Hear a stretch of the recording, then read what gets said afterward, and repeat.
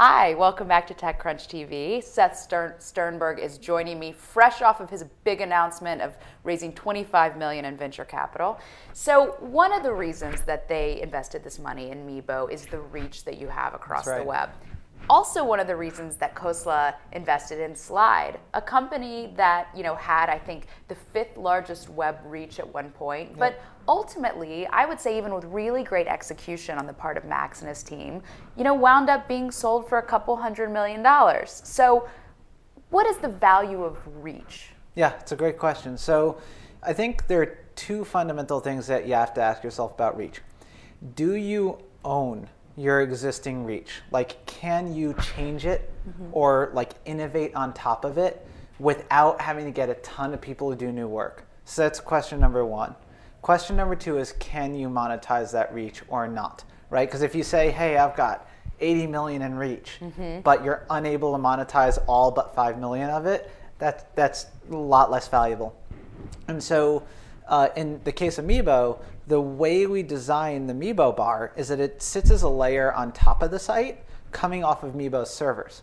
So when we make a change, like when we push this web check-ins product that we just launched to the partners, which will happen in a month or two, we can push that off of our servers without the partners doing work, right? So we don't have to go out to a bunch of people and say, hey, you have a little box that we're in.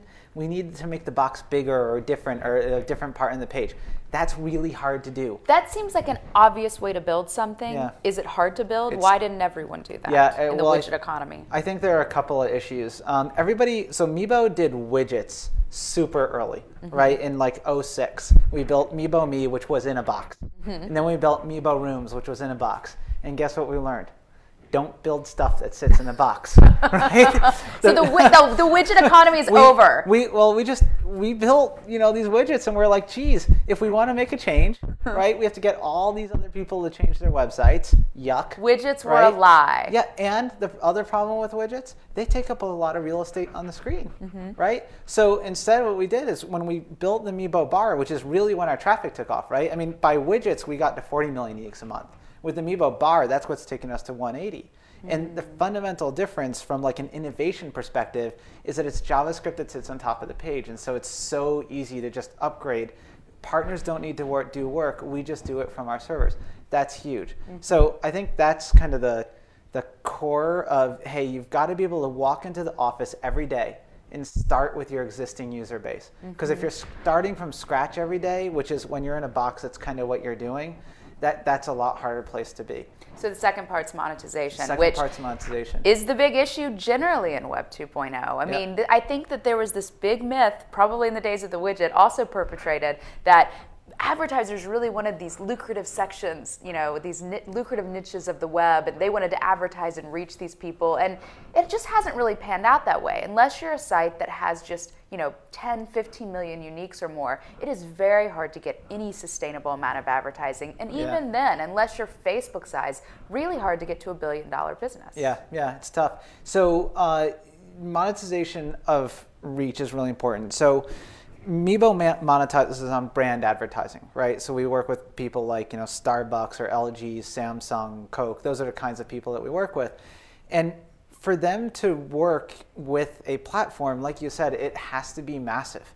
But the thing is, not only does it have to be massive, but it has to be effective, right? So in the world of brand advertising, what's effective is something that drives awareness and drives engagement, right?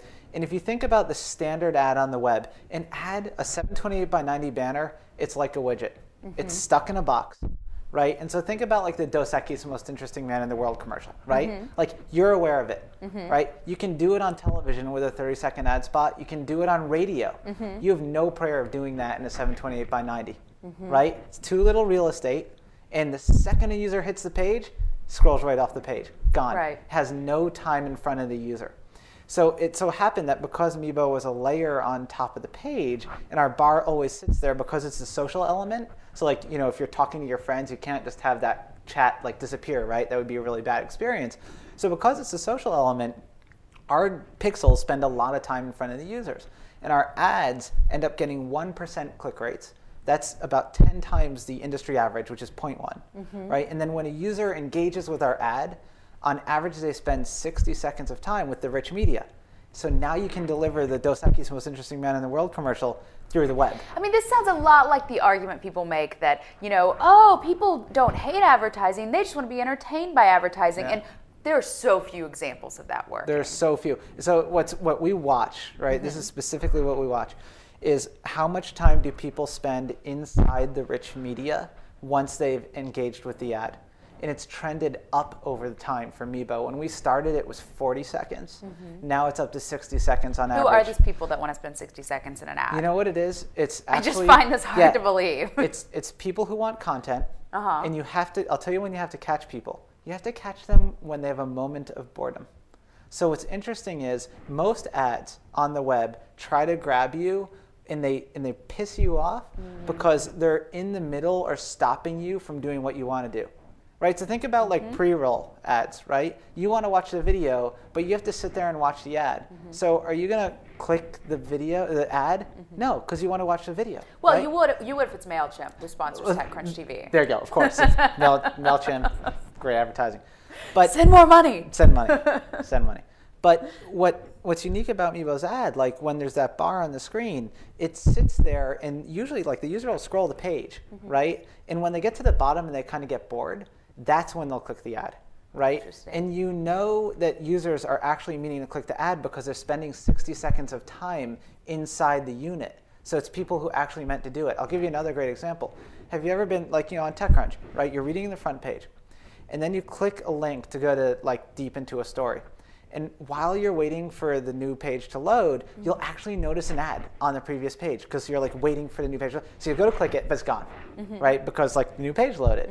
And you're like, oh, I actually was interested in that. So you click the back button, but guess what? It's gone again. Right. Right? And so what happened there, that dynamic is that you were a little bored while you're waiting for the next page to load. Interesting. And so that's this is why you look at it. Billboards in traffic. This is why billboards. Billboards in traffic, they're colorful and you're bored, right? But now the 12th billboard when you're traveling 60 miles an hour, you never see that one, right? But if you're in a traffic jam and it's a colorful billboard, then you see it.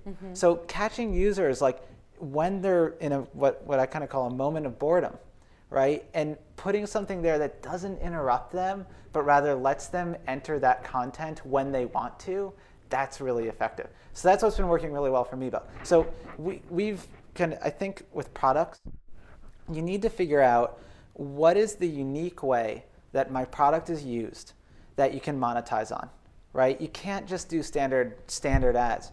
And Google obviously figured out, hey, the unique thing is people are looking for stuff, so let's let them find more of what they're looking for.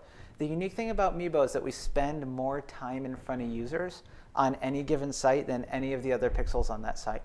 And so we use that time to just sit there unobtrusively, and then if the user wants to engage, awesome. So how much money are you guys making now? We don't disclose it. Oh, come on. Are you profitable? How much is it growing? Give me some metric. 3 times year-over-year revenue growth. What are other interesting metrics? It's growing really fast. I mean, it's, what is it? From January to this month,